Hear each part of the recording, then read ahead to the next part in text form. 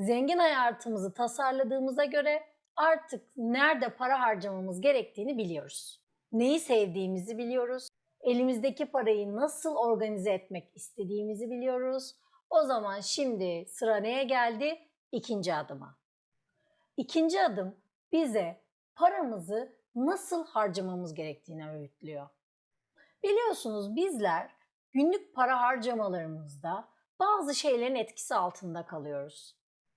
Mesela birçok arkadaş kahve sevmemesine rağmen arkadaşları kahve içiyor diye kahve içiyor. Bildiğiniz gibi harcamalar konusunda bir takım sıkıntılar yaşıyoruz. Bunlardan en temellerinden biri duygusal harcamalarımız. Özellikle bir arada bulunduğumuz topluluğun etkisi üzerimizde çok büyük. Giyim kuşamımızdan, yediğimiz içtiğimiz yerlerden, yaptığımız harcama alışkanlıklarından hepsinden baktığımızda aslında bulunduğumuz ortam sorumlu. Kendi zengin hayatını yaşamak üzerine karar veren bireylerin öncelikle bu ortamlardan kendilerini sıyırabilmesi lazım.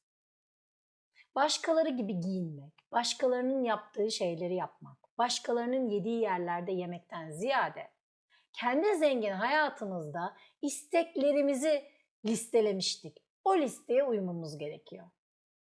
Bunun için de temel bir kavram var. Hayır, sevdiğimiz şeylerden kısmak değil. Temel kavram şu. Sevdiğimiz şeyleri netleştireceğiz. Ve onlara istediğimiz kadar harcama yapacağız. Onlara harcadığımız parayla övüneceğiz. Ama karşılığında hatır için, gönül için, birilerini beğendirmek için ya da kendi statümüzü göstermek için yaptığımız ve bizi beslemeyen harcama alışkanlıklarını tamamıyla elimizin tersiyle iteceğiz. Onlara hayır demeyi öğreneceğiz. Örneğin bilinçli harcama planlarımızda suçluluk duymadan harcama kısmını eğer o ay açtıysa gerekirse o yemeğe gitmeyeceğiz. Eğer sabah kahveleri bizim için çok büyük bir ihtiyaç değilse, bundan çok mutlu olmuyorsak biz de o kahveyi içmeyeceğiz. Onun yerine o beğendiğimiz kuaföre gideceğiz. Sırf diğer arkadaşlara gösteriş olsun diye hafta sonu o lüks restoranda yemek yemeyeceğiz.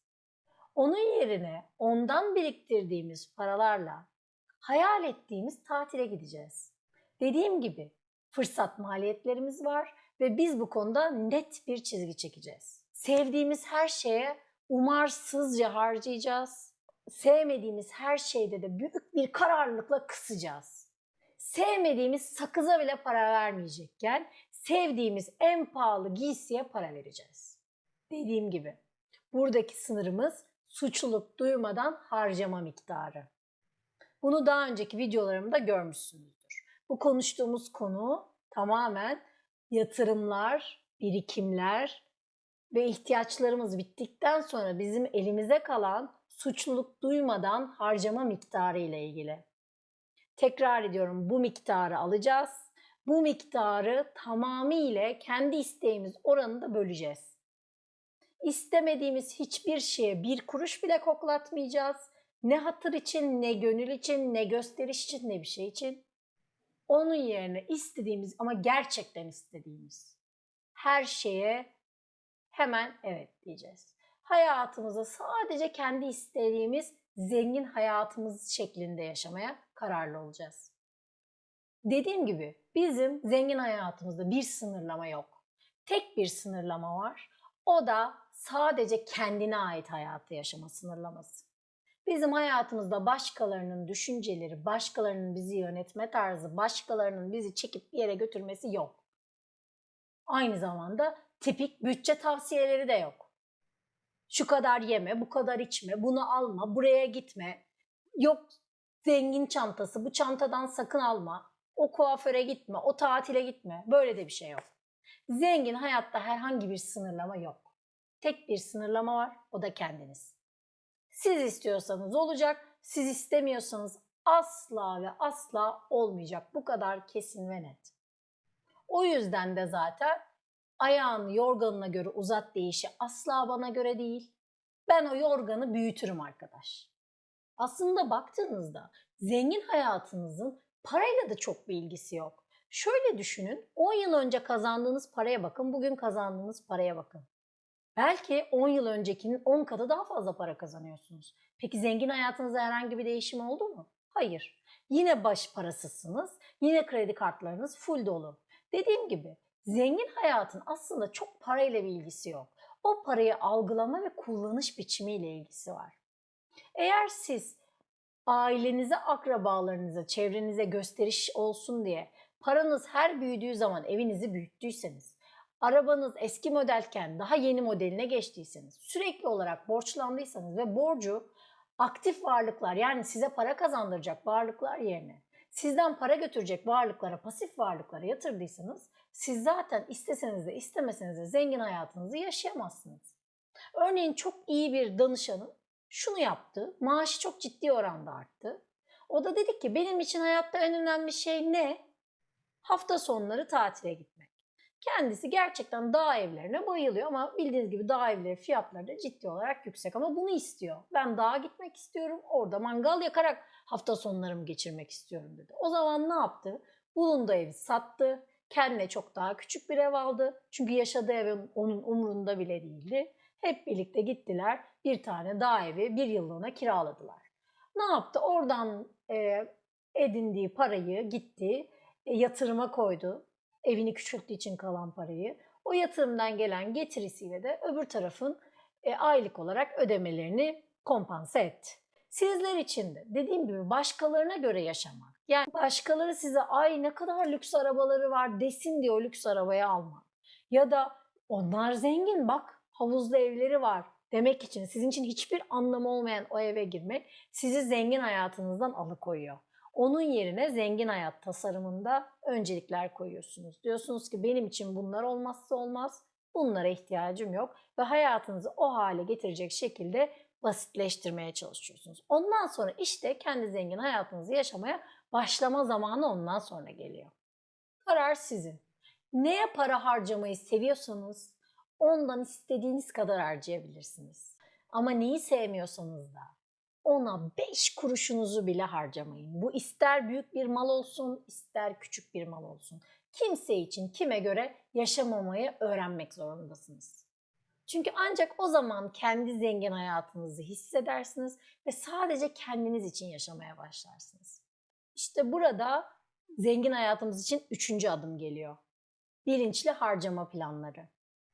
Kendi zengin hayatınız için istediğiniz kadar harcayabilirsiniz. Ama bunun için öncelikle bir bilinçli harcama planı yapmamız gerekiyor. Bunu nasıl yapıyorduk? Daha önceki videolarda da size bahsetmiştim. Şu an kabaca bahsedeyim. Önce gelirimize bakıyoruz.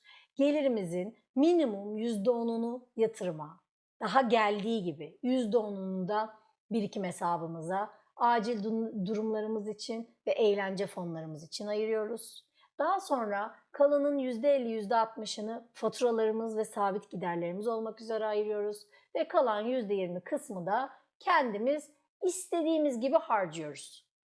İster bunun tamamını tüketin, ister bunun bir kısmını deliler gibi yatırıma döndürün, erken emeklilik hayalleri kurun.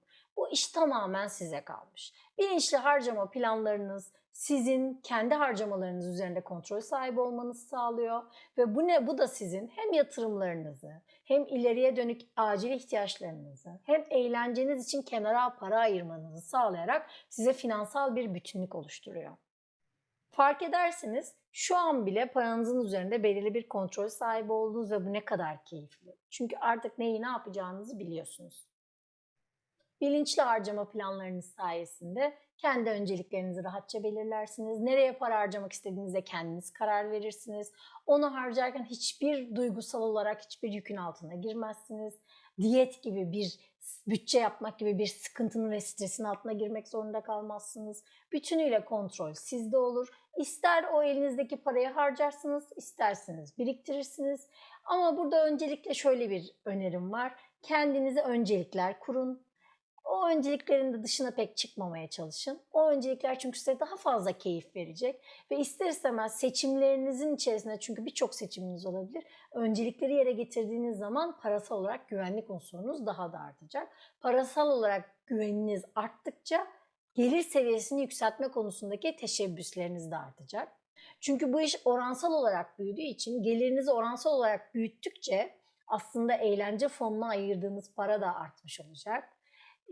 Suçluluk duymadan harcama oranınız da artmış olacak. Elinizde sabit giderler ve faturalardan daha fazla para kalmış olacak. Yani çünkü onu harcayacağınız miktar belli. Dediğim gibi kesebileceğiniz paralar belli ama büyütebileceğiniz para belli değil. Ve bu size alternatif olarak para fırsatlarını görme sonucu doğuracak. Bir bakacaksınız ki iş yerinizle konuşuyor oluyorsunuz. Ben gelirimi nasıl arttırabilirim?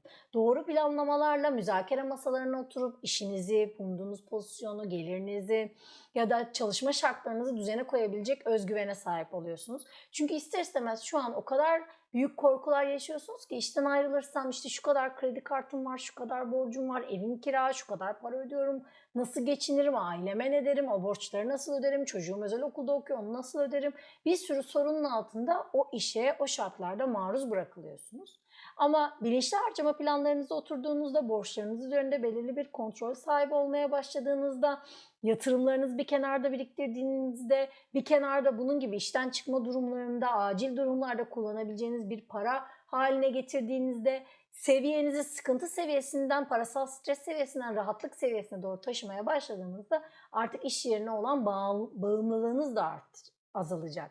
Bağımlılığınız azaldığında bireysel performansınızı daha iyi ortaya koymaya başlayacaksınız. İşteki eksikliklerinizi, sizi daha iyi noktaya getirecek şeyleri ya da alternatif işleri daha net görmeye başlayacaksınız ve masaya, müzakere masasına daha güçlü şekilde oturacaksınız. Bu da sizin giderlerle beraber gelir seviyeniz üzerinde de kontrolünüzü arttıracak. Geliriniz arttıktan sonra bunu ister işinizi değiştirerek, ister ek gelirle ya da çeşitli seçeneklerle ya da yatırımlar yaparak kazandığınız zaman şunu bilin ki kendi hayatınızla alakalı kontrol, güven ve kendi hayatınıza duyduğunuz sevgi ve sadakat de artacak. Yani niyetiniz, yaptığınız planlama ve onu uygulamaya geçirmeniz sonucunda aslında siz bugünden itibaren zengin hayatınızı yaşamaya başlamış olmaktasınız.